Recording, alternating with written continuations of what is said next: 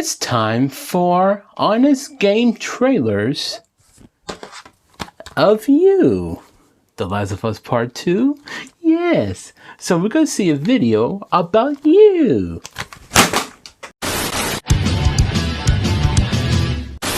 What's going on, you guys? It is your boy Joneso here. And today, I'm going to react enough Honest Game Trailers The Last of Us Part 2. I finished the game. What did I think of it? The first one, the best, but the part 2. So I'm going to react enough Honest Game Trailers The Last of Us Part 2. So if you want to see the video, it will be in the link description down below. So let's take a look at this, shall we? And I wonder what this is gonna be. So let's go. Rated S for spoilers. Okay, you just said to me, I played the game already. You could spoil me. This video is brought to you by Facebook Gaming. We're building the world's gaming community. Join us and help shape a creator-first gaming platform where you can build your own community around the games you love to stream.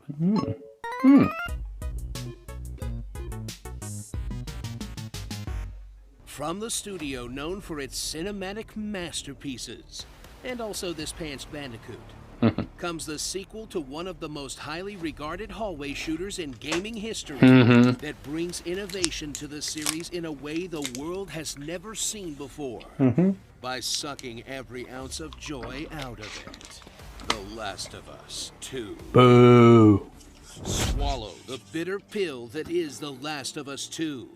As Neil Druckmann reaches deep into his nihilism to bring you a brutal depiction of the evils of human nature once again. Except instead of any underlying message of hope, everyone just wants to torture and murder each other. As the sequel tries to capture the lightning in a bottle that was its predecessor. The first one, the manages best. to light it on fire instead, creating a Molotov cocktail of controversy, with rumors of extreme studio crunch times. Massive story leaks, swapping out voice lines and skins and trailers. Never noticed that. Extremely restrictive review agreements, and absolutely historic review bombing. As basically everyone on the internet decides that the game is either a monumental work of art or an It looks absolute amazing. pile of trash. It looks amazing, but the story doesn't make sense, and the game was just bleh. It's an unparalleled technical achievement that makes you feel like a pile of trash when you play it.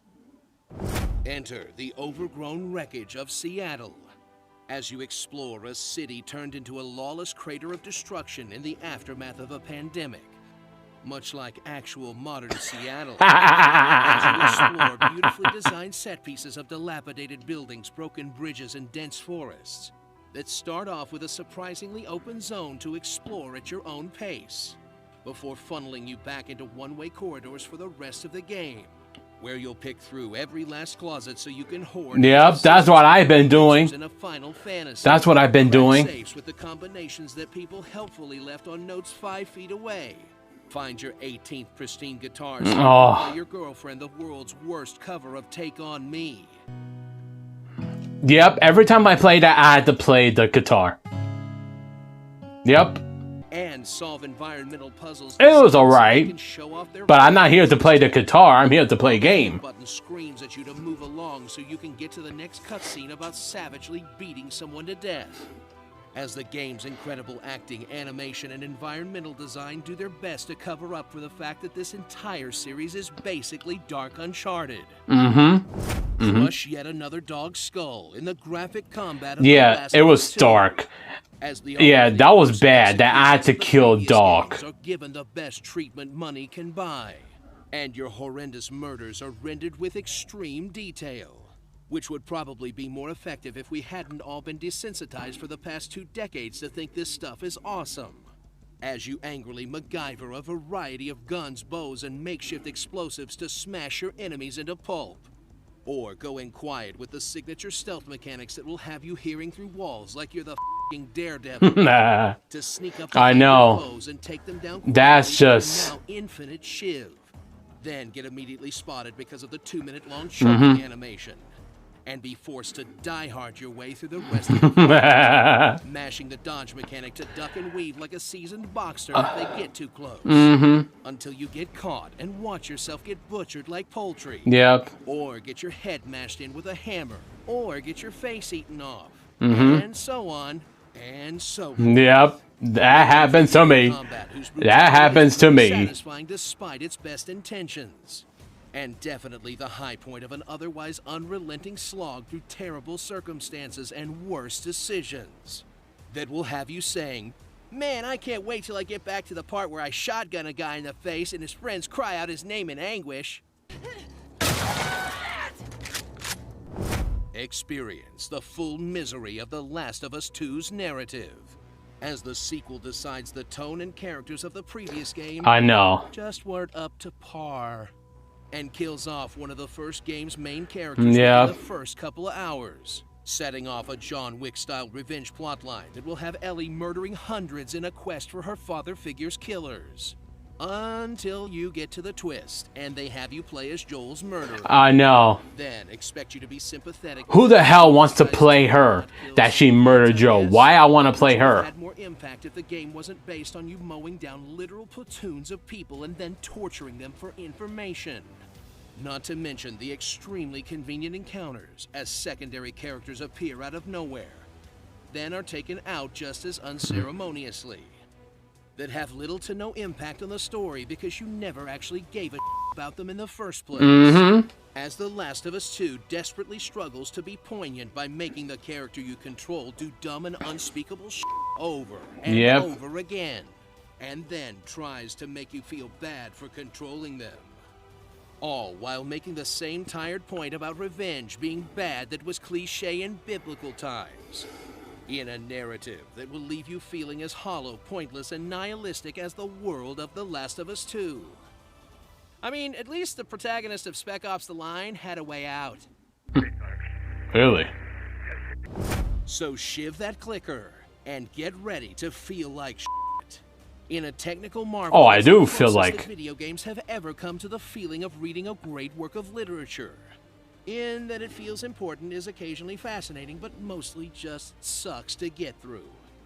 If you really want to save $60, just put The Walking Dead and The End of Old Yeller on at the same time.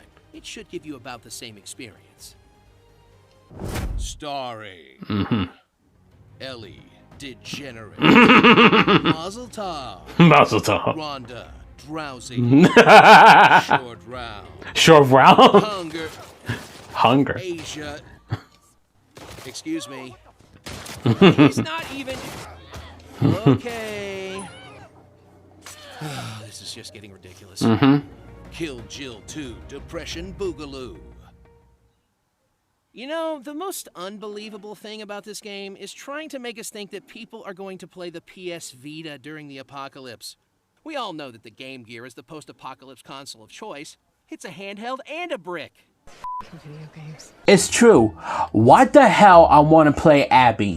Why I want to play her? She killed, murdered Joe. Why I want to play her life? Really? Really? Why Ellie let Abby go? Because of that little Chinese kid? Could be that it?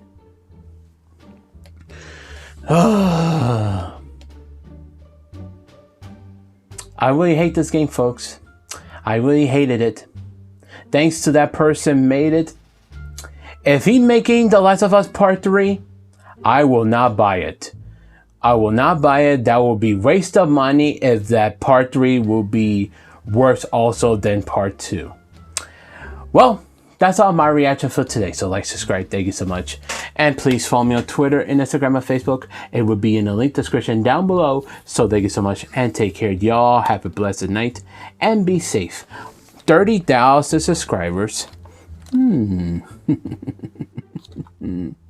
Guess who this is? Oops. Peace.